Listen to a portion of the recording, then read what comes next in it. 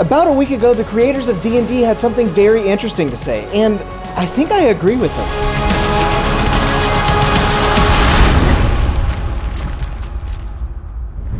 It's no secret that the core rule set of Dungeons & Dragons isn't perfect. A quick look through a few videos on this platform will reveal a plethora of unbalanced character options and mechanics, some that can be leveraged for ridiculously powerful builds and others that are downright unusable. There are even some rules that are written in ways that cause more confusion than they prevent. In many cases like these, the good folks over at Wizards of the Coast have offered the intended use of these rules either via Twitter or the official Sage Advice Compendium. I personally have very much appreciated their willingness to do this, as it has gone far in informing my own rulings at the table, especially in situations where players and DMs might have different views of how a certain rule should be applied, such as being able to counter a counterspell even after casting a spell on your turn. And in this respect, it would appear that the rules matter very, very much. So, what changed? Well, as we dive into the semantics of all this, perhaps now is a good chance to cover what good writing actually looks like with some help from our friends and our sponsor over at Describe. Wow your table with nearly 7,000 uniquely eloquent descriptions of places, monsters, spells, items, and anything else you might need to set the mood perfectly every time. And with so many easily searchable results, you can find exactly what you need on the fly and describe your 294th enemy bandit encounter with all the flourish and wonder of your first. The smoke of a cooking fire is the first sign of the rough but lived-in camp made up of crude huts and hovels, incongruously festooned with fineries raided from unsuspecting travelers. Brigands make this place their home, and if these feral robbers caught wind of your presence, they would certainly do what they could to silence you, for this is a place that must remain secret, to keep their necks out of the nooses of lawmen.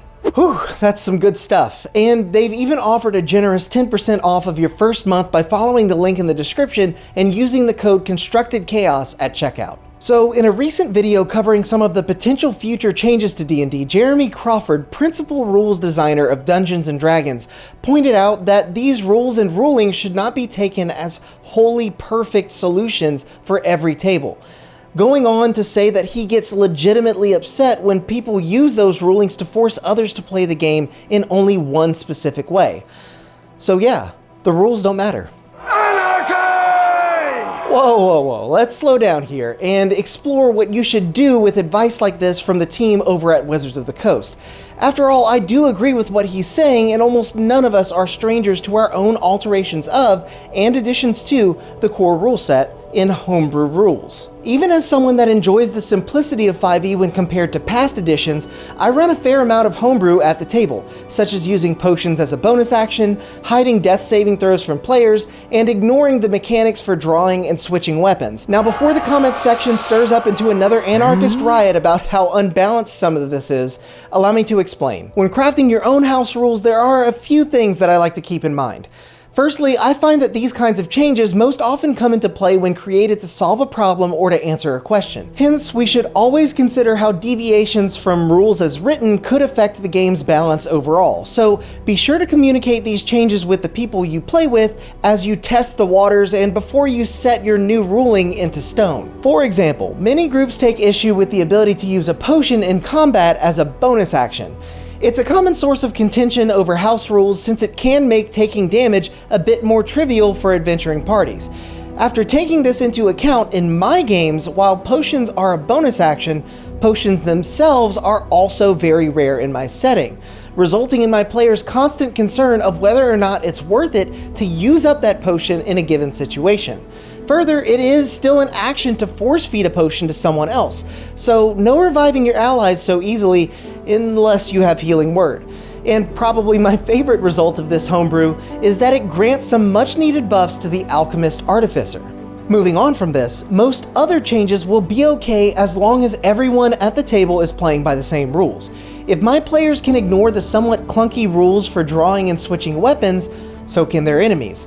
And changes like this work well at my table that is mostly comprised of non-optimized builds, as they ensure that we're not getting too muddied down in tricky rulings that detract from the essence of what their characters are trying to do.